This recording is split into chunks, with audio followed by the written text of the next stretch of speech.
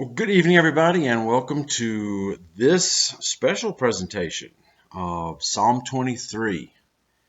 I am going back over some notes that I have had for a while. I think I worked on this, I think I said this last night, worked on this project maybe 15 years ago, and I thought this was a very apropos time in our country and in our nation to um, be able to talk about these things and to present these things to give us a better frame of mind and to work through, navigate whatever this is that we're going through. It's day 3, I think, since the schools have been closed, our third day off, and then next week is Easter vacation, so that doesn't even count. And they're still not sure what they're going to do, if they're going to open up the schools or not. So we'll see. We'll see what happens. But tonight, what I want to do is I went over verse 3. I did 1 and 2 last night. And tonight I've got Psalm 23, verse 3. And it's a lengthy one, which is great. I mean, it's got some great material in there. And so I thought I would do a shorter one tonight and be a little easier to listen to. Wouldn't have to stay on for a whole hour listening to me and the presentation, but you get the same information as we go through these things. So I'll do 23 tonight, and then as I said, what I'm thinking of doing is go ahead and pre-record verse 4, 5, and 6, and then just post them at different intervals in the next few days so that you can look at them and listen to them whenever you want to. That way we've got to travel on Friday, I think it is, so that way I'll get everything done before we leave. So that's the plan anyway, and that's how we're moving ahead. In my picture here, I've got my old map of the world, which I really love. Being a geography major, I love those maps, but my head keeps blocking the maps. I don't know. I guess it'll just have to be what it is. Anyway, that's got nothing to do with Psalm 23, so let's go to that part. Psalm 23, verse 3 says, He restoreth my soul. He leadeth me in the paths of righteousness for his name's sake. The word restored means to turn back or to return again, to bring back to the original state. Now, these are only 4 words, He restoreth my soul, but I think I've got, 6 pages on them. Now, obviously, they're not single-spaced and they're not all crammed in there, but it's a lot. What it shows to me is it's a lot of depth that's covered in those 4 words. Now, we read them in the King James, He restoreth my soul. Big deal. What does that mean? I mean, that really doesn't have a lot of meaning or depth to it just as it stands. So we need to look a little further, because in the Hebrew, in the Old Testament, when you have a word like restoreth or soul, it can be translated, maybe not so much soul, but restoreth is translated a bunch of different words. When you take that one Hebrew word, and then you look at all the times it's used in the Old Testament, and it starts to paint a picture. It gives you different, positions and views. It's like the old saying about, if you get up close to an elephant and you only see one side, that doesn't represent the whole thing. There's a trunk and a tail and the huge legs and the other side of the elephant. So by going to all these different places where a word might be used in a previous situation, God can paint a beautiful picture of all that word means. And if you're, especially, we're not familiar with the word and it's already been removed by how many languages, Hebrew into Aramaic into Greek into English or Latin and then English. So how many different languages has it gone through before it gets to us and we finally try to figure out what the meaning is? So as you go through, and we'll look at these different places that the word restoreth, particularly tonight, is used, and see the picture that God's painting. So, Psalm 19:7. The law of the Lord is perfect, converting the soul. The testimony of the Lord is sure, making wise the simple. The word converting is the same word restore in Psalm 23. Think about that position or that perspective for a moment. It says that the word of God is perfect, restoring, bringing back, or returning again the soul. God's word brings me back to the way that I should be. If I get lost, it helps me find my way. If I get turned around, it helps me get myself oriented again. If I get misled or misdirected, it brings me back to the right path. The law of the Lord is perfect, converting or bringing back or restoring again the soul. So that gives us one perspective of that word and how it's used. So again, the word restore means to bring back to the original place or its original spot. E.W. Bullinger, in the back of his companion Bible, says that this word restore represents another one of the redemptive names of Jehovah that we talked about last night. Elohim being the word for God in relationship to his creation, and Jehovah being the word for God in his relationship with his people. And then there are some additional things that are added to. We talked about Jehovah Jireh last night, which meant the Lord supplies, when he supplied the sacrifice for Abraham, so he didn't have to sacrifice Isaac. Jehovah Jireh, the Lord sees and provides. The Lord is my shepherd; I shall not want. So Jehovah Jireh is my shepherd. He sees and provides that which I need. So this particular word, to restore, is another redemptive name, and it's Jehovah Rapheka, is the best way I can pronounce it. Ropheka. And it means the Lord which healeth me. Now, what a great word for this time and for this, why we're doing all this stuff, is to have our mind fixed on the promises of God so that nothing, this virus scare, the other things that are going on, none of this stuff can bother us, because we can look at the promises of God and claim them for ourselves. So for Jehovah Rapheka means the Lord which healeth me. So when he talks about he restoreth my soul, he is the Lord that healeth my soul. Okay, so that's what we're going to look at here. In Exodus 15, verses 23 through 26, and when they came to Marah, they could not drink the waters of Marah, for they were bitter. Therefore it was called Marah. Big surprise. And the people murmured against Moses, saying, "What shall we drink?" Now here's the interesting thing. When problems came up, the people went to Moses and complained. When those same problems came up, Moses went to God and said, "What do I do? How do I take care of this?" And he cried unto the Lord, and the Lord showed him a tree, which when he cast into the waters were made sweet.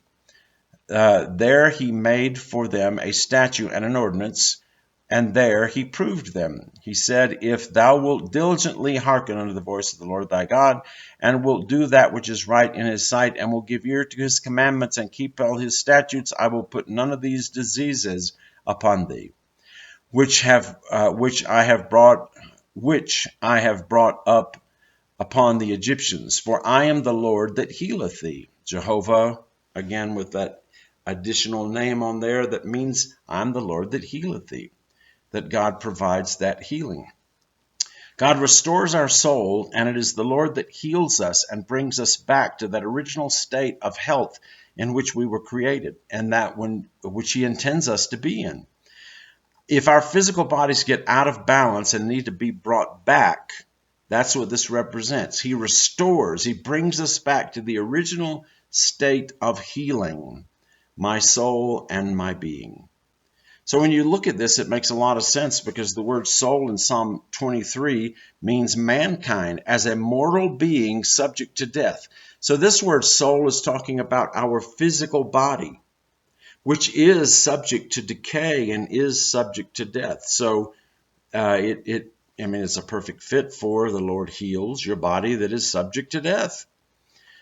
So it's talking about this physical body being that which it is, frail physical body subject to death, with all the frailties of and susceptibilities of a physical body.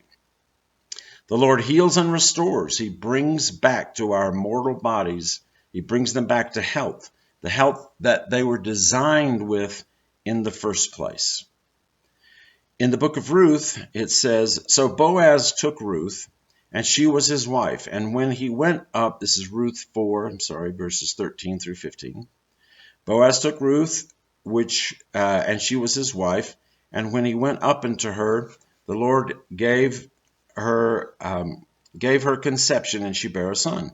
And the woman said unto Naomi, now Naomi was Ruth's mother-in-law, who had brought Ruth back to the land of Israel after she and her husband, who was one of the children of Israel, had gone away because of a famine. So the husband died, and Ruth's husband died, and so Naomi brought Ruth back to the homeland, so to speak.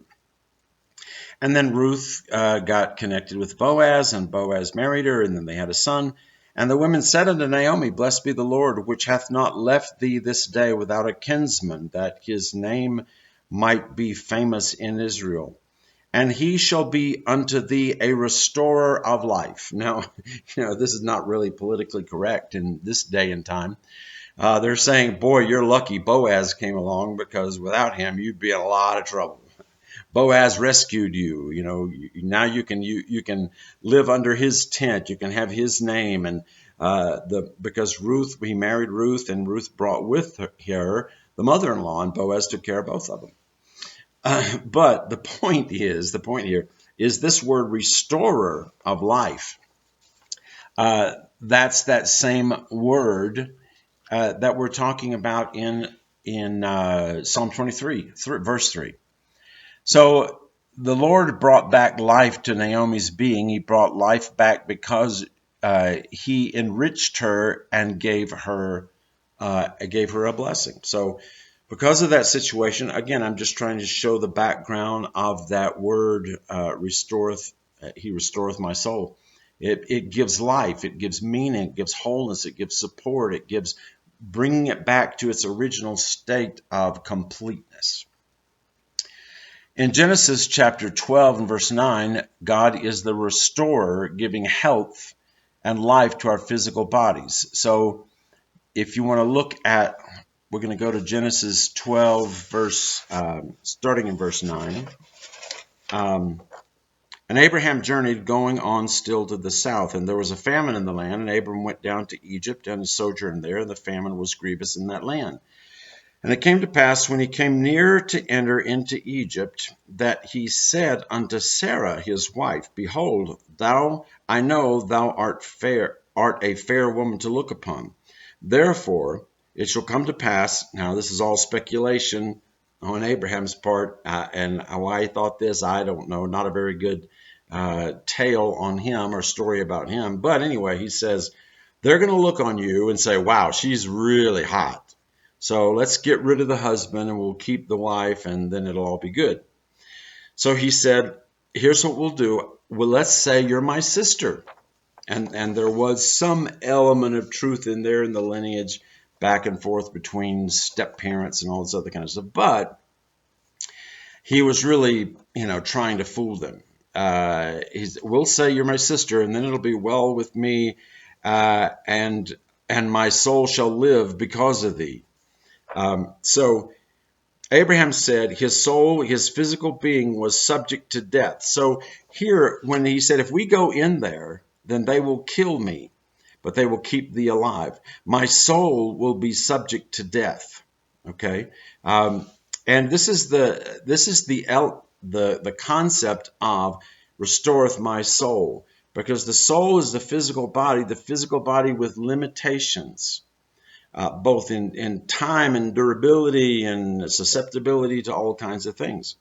Abraham said his soul, his physical being, was subject to death. Therefore, he wanted Sarah, his wife, to say that she was the sister, that his soul might live because of her.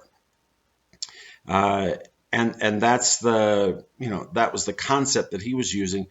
And that shows you the definition or the meaning of that word soul and its vulnerability. I won't read this whole section to you because it's rather long, but in 1 Samuel chapter 24 and verses 1 through 11. This was the time when David was running um, from Saul. And he had been running away from him. They'd been hiding out, and they were doing a bunch of things. And at this particular time, they had gone into a cave, and were back in the cave hiding out. And it says that Saul decided that he was going to, he had to go to the bathroom. They used some euphemism, I forget. Let's see, what did he say? Um, he went up, I don't know, I forget where the place is, but he went up into the cave. He had to go to the bathroom. So he goes to the bathroom, and while he's in there, David and all of his men are hiding behind the rocks in the cave. And his men are going, dude, we've got to do this. Take advantage of this. Look at this. God's given you Saul. End this now. Get rid of him. And David said, Saul is the chosen of God. I cannot touch him. I'm not going to kill him. And he told all his men to lay off. But what he did was he took Saul's robe, was laying there somewhere close, and he snuck up close enough to cut off a piece of the robe. And then Saul finished his business and went out of the cave, went down to the men. And then David comes out and says, look, here I am. He says, all of your soldiers, all of your men are saying that I want to kill you, that I want to take your life. And here you are. God gave you to me in the cave right there. I could have killed you right there with all my men, but I didn't. I would not lay a hand on you. And he says at the end of that verse, he says, I have not sinned against thee. Thou huntest my soul to take it. You know, you're hunting my life, my vulnerable, physical, subject to death life. You're hunting my soul to take it. So when he says, restoreth thy soul, to bring back again, to restore back to wholeness that which was originally designed for your physical body. David was saying, look, I'm not out here to harm you. People said that I'm trying to kill you, that I'm out to hurt you. Today, while you were in the cave, I could have taken your life, but I didn't. I had no desire to harm you or to have any evil against you. I have not sinned against you, but you are hunting my soul to take it from me. Here, that soul represents the physical life of this man, the physical being that is subject to death. Saul hunted David's soul to take it. Saul wanted to end David's physical life. And it's a great story if you ever want to read it in 1 Samuel. Saul said, oh man, you really got me on that one. You know, it's my fault. I got a problem. And then he leaves him that day, and then it still doesn't end until much later. But anyway, it's a good story. God says in Psalm 23 that he is there to restore and to bring back to healing our mortal being, which is subject to death. He restoreth my soul is such a tremendous phrase. Look at the impact of 4 words and all that it means. They're saying God is here. Those 4 words are saying that God is here, that he is the Lord our God, which heals us, to bring our mortal bodies back to the state of healing and restoration that it should be in. You know, what a fantastic phrase to open there. I mean, we're now in verse 3 of Psalm 23. And God already showing that promise and that, that graciousness, because he is the Lord our shepherd, the one who watches over, the one who sees and provides what we need so that we shall not lack.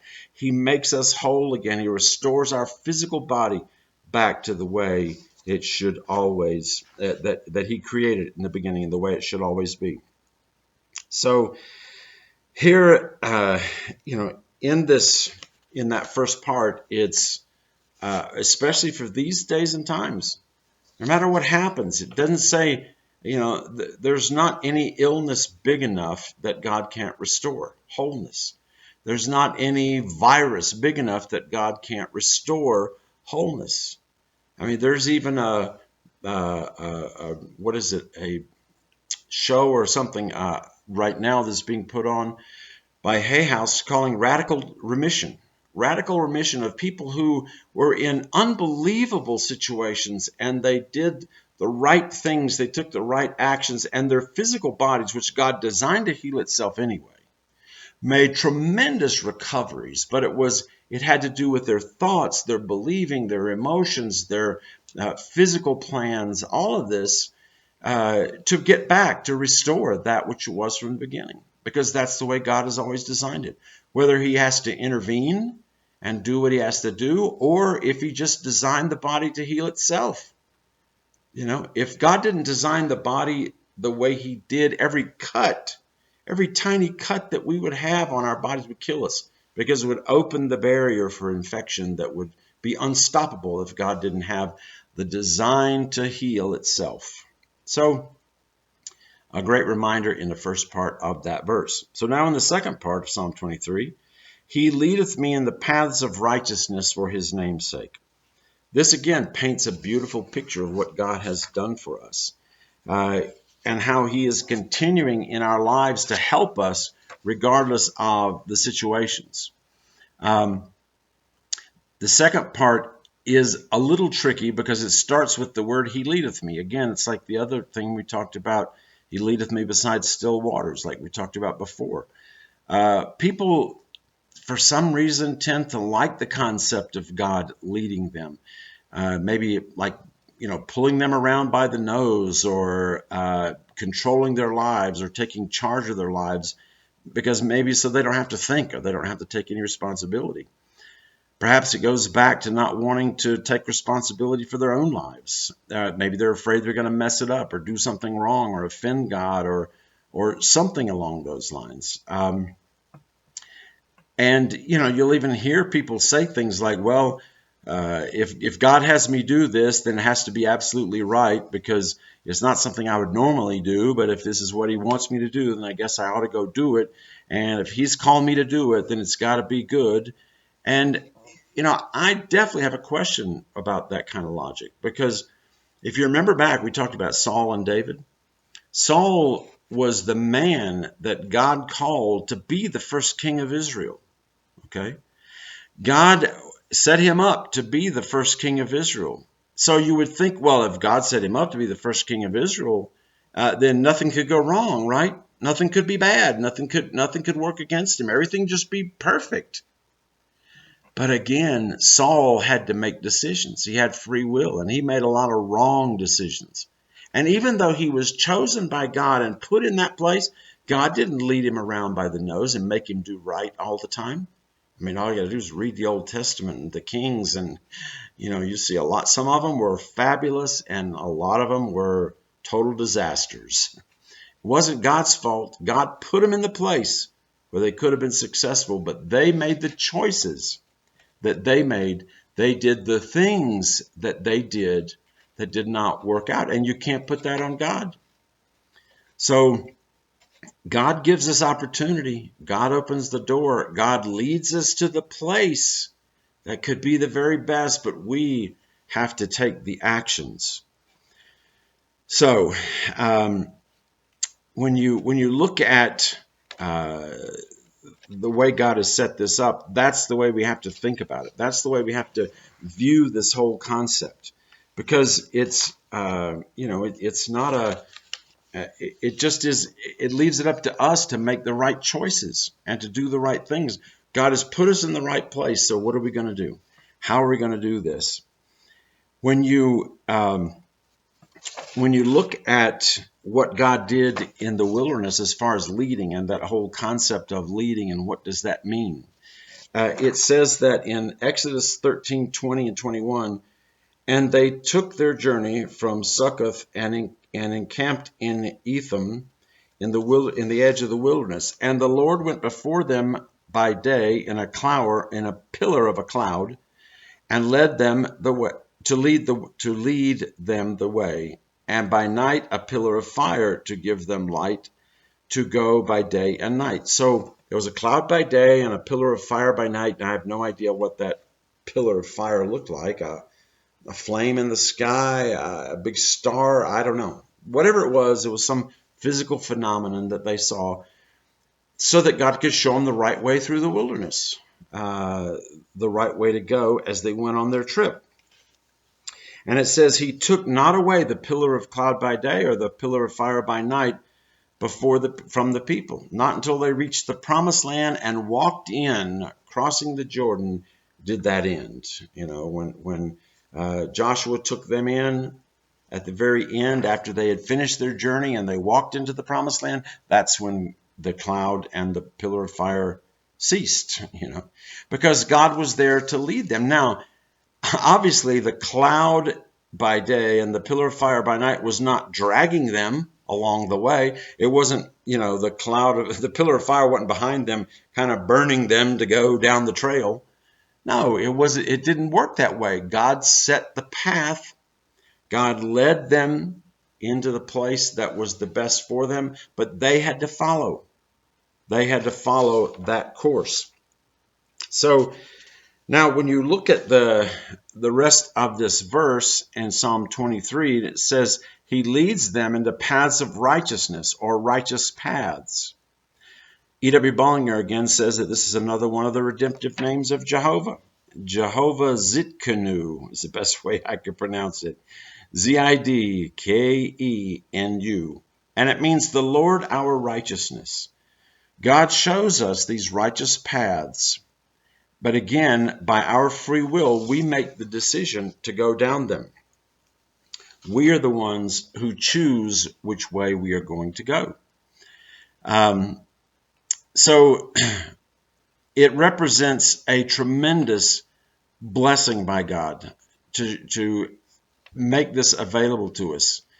In the last part of Psalm 23, he says that he leads us in the path of righteousness for his name's sake.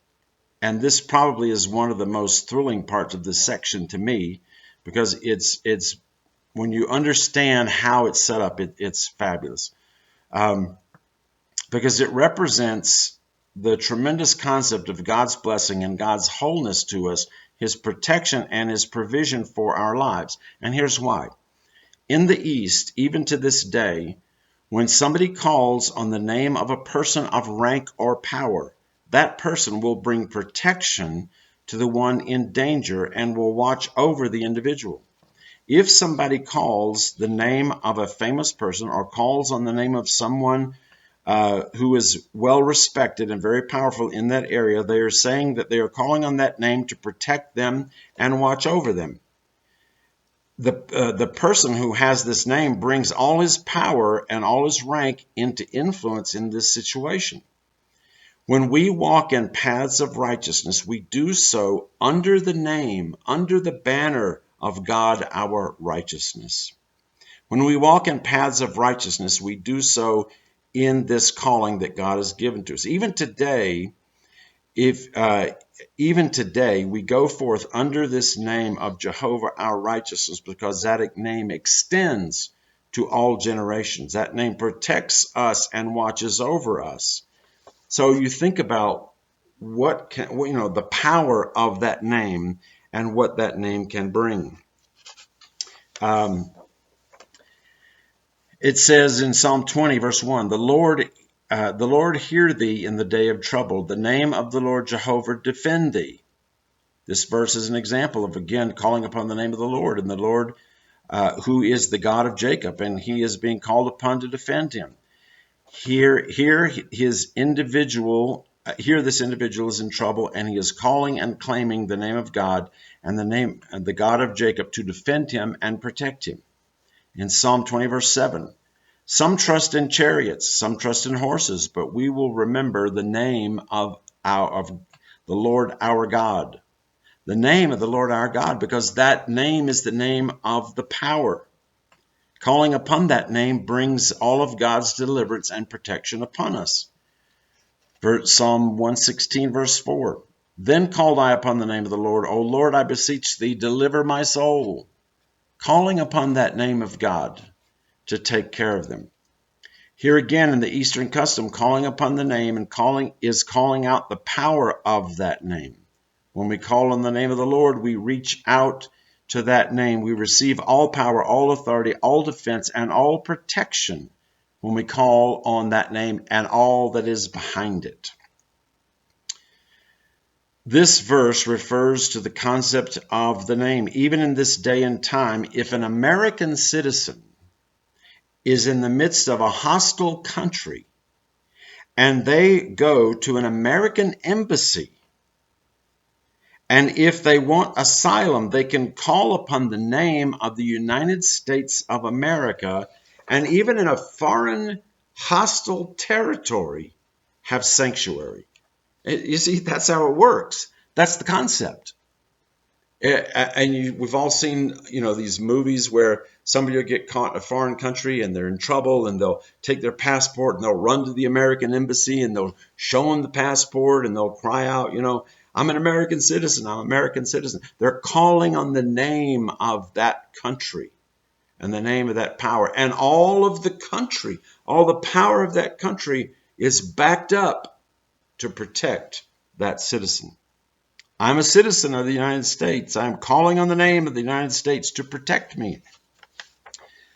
Then they would protect him, even on foreign soil.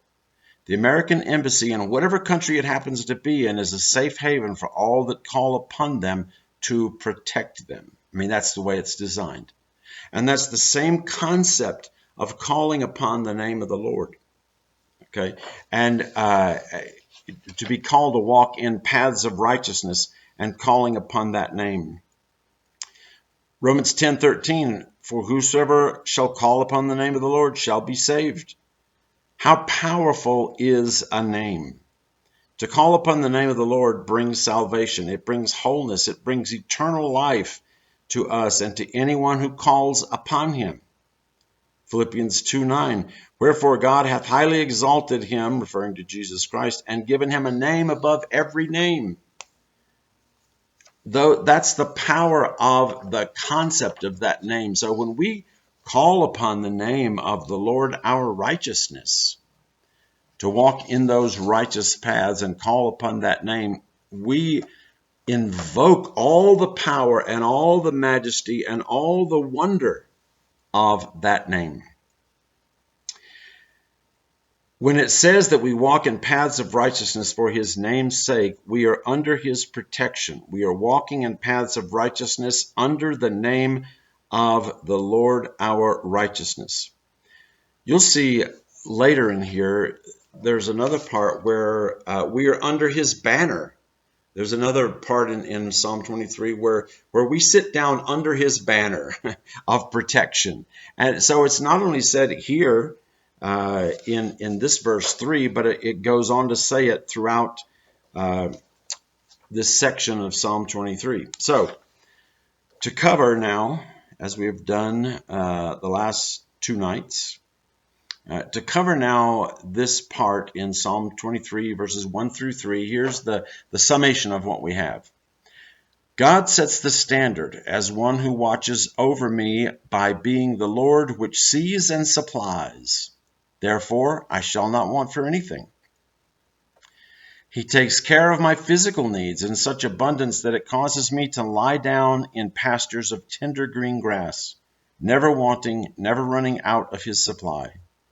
He gently leads me to a quiet resting place, providing for all my mental and emotional needs of peace, security, serenity, and comfort, because he is the God of peace. He is also the Lord which heals me. Therefore, he shall restore and return again health to my physical being, which is always subject to death. He leads me in the light and counsel of his words into righteous paths, because he is the Lord our righteousness. These paths are protected by his name. And today we live in this righteousness because we have called on that name of God. So those are the first three verses, and pretty powerful. I mean, for three verses, we got a pretty good start. We're already 46 pages into what I've written on this. So it is just the most beautiful psalm. It was the first one I ever worked on, the first one I really fell in love with, and tried to dig deep and find out, what was there, and how big and how wonderful it was. So I'm really enjoying sharing this with you. I hope it's being profitable to you. And I will finish these next three verses, 4, 5, and 6. I'll finish them in the next day or so and be posting them and letting you know all about them. So that's what we have for this evening.